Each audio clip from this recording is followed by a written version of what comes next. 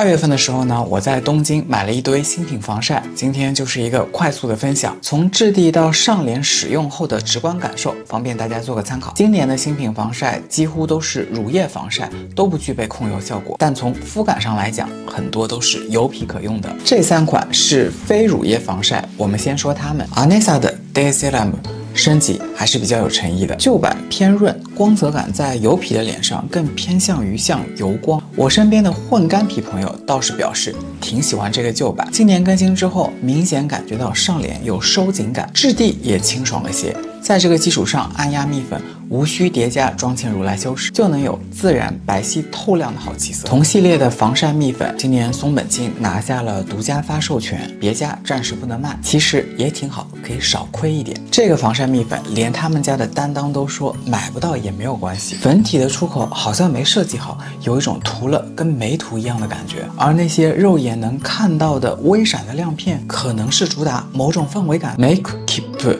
早就靠定妆喷雾出圈。如果说到油皮日系防晒的代表选手，我觉得要有这支新品摇摇乐防晒。美妆店里看似不起眼的包装，但质地一定是油皮会喜欢的。上脸马上亚光，有白皙感，恰到好处的微微光泽，含有丰富的柔滑粉末，这也是它比较控油不黏腻的原因。高丝直接把这款人气喷雾的技术用到了这款防晒上，不仅可以长时间的牢牢贴合皮肤，出汗也不会影响它的 UV 防护，适合快速出门，呈现清爽自然又有透明感的状态。那下面就正式进入到乳液防晒。Pola 的 White Shot Serum UV 还是舒适的乳液质地，但肤感上要比旧版更轻薄水感，属于用起来肤感不错，但是不会有特别强烈的惊叹感。随着 Pola 的落幕，你会发现每一个新品几乎都是这样的感觉。可能别家我就是从使用感来评判对品牌的喜好，但是 Pola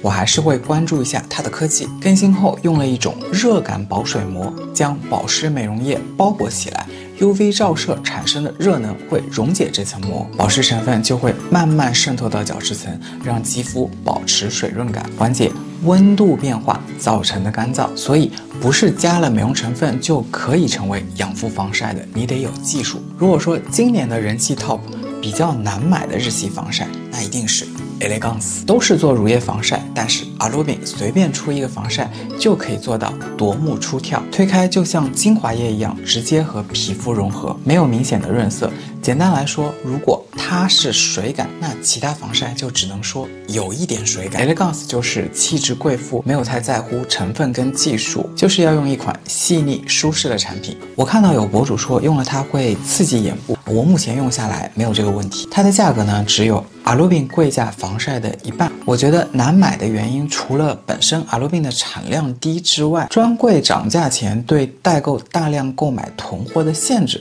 我觉得这个是主要原因。Mino 的防晒啫喱只用了二氧化钛作为防晒剂，技术很厉害，几乎没有粉感，肤感在今年一众乳液防晒里也算出色，丝滑水感，自然的些许润色加微微油光，干敏皮会比较喜欢。 SPF 38的防晒值也比较适合日常通勤。 Mino 的另外一款抗皱防晒加了很多养肤成分，依旧也是只加了二氧化钛的物理防晒，肉粉色的乳霜质地很像之前流行的 CC 霜，上脸泛白明显，但如果是抿皮的微泛红可以很自然被修饰，不太适合太深的肤色会假面。作为一款针对抿皮的修饰类防晒，我觉得它的性价比还是很高的。富士的 Asta Lift 终于升级了自家的防晒，银紫色包装的玫瑰色润色更接近于旧版。原本的旧款我上脸会发灰，所以我入的这款月光白，刚上脸会有很明显的珠光感，但是轻轻按压全脸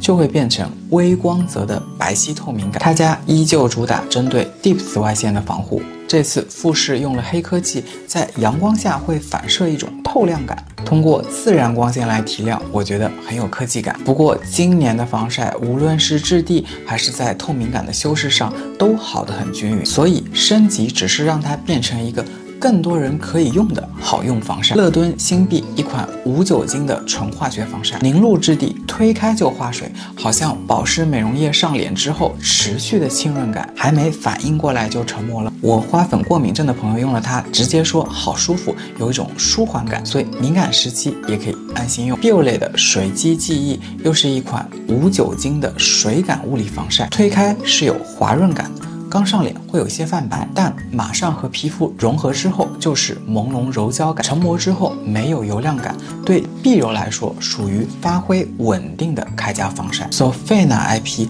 3种防晒，1和2只是换了包装，这款03才是针对瑕疵皮肤的新品，添加了花王从800多种洋甘菊严选出来的美白成分，还有抗火的甘草酸酯，酸奶质地，上脸推开就是清爽水感，没有丝毫的黏腻，肤感是3者中我觉得最舒适的，几乎没有修饰性，但是会给皮肤带来光泽。这里我想吐槽一下花王，还是不够大气。上一版我觉得还是有时髦感的，结果这一版又变回了原来标准的 IP 造型，可能怕抢了百货店自家 Esto 的风头，因为他们家的新品隔离，我觉得是继承了原本 Sofena 的这个设计。既然提到，我们也来说一下它，一共有3种。M 就是轻微修饰、重保湿的妆前。B 确实有非常强烈的提亮感，但粉质在我这种毛孔油皮脸上只能远看，可以呈现漂亮的光泽和白皙感，但近看真的就是粉质略粗。我入了主打修饰毛孔的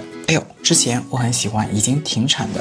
Amplitude， 它是修饰毛孔的佼佼者，现在终于有了替代品，可以让你社交距离看不到毛孔，且修饰自然。花王终于硬气了一回，做到了嘉利宝的质感。MK 就很佛系，人家就是低调的时髦感，从以前到现在的年轻人都很钟情于它。旧版的时候呢，就以好肤感著称，升级之后，我觉得肤感更清爽。一抹丝滑成膜，在手背上我是能闻到微微的酒精味，但是上脸并没有。其实舒适的乳液质地加微微提亮的透明感，在新品里头很雷同化。但 RMK 呢，就是时髦有质感且便宜量大，在百货店都算是性价比的 top。好，以上就是今天防晒的全部内容。其他购入的一些新品呢，我也会在有时间的时候拍摄，陆续给大家分享。下次见。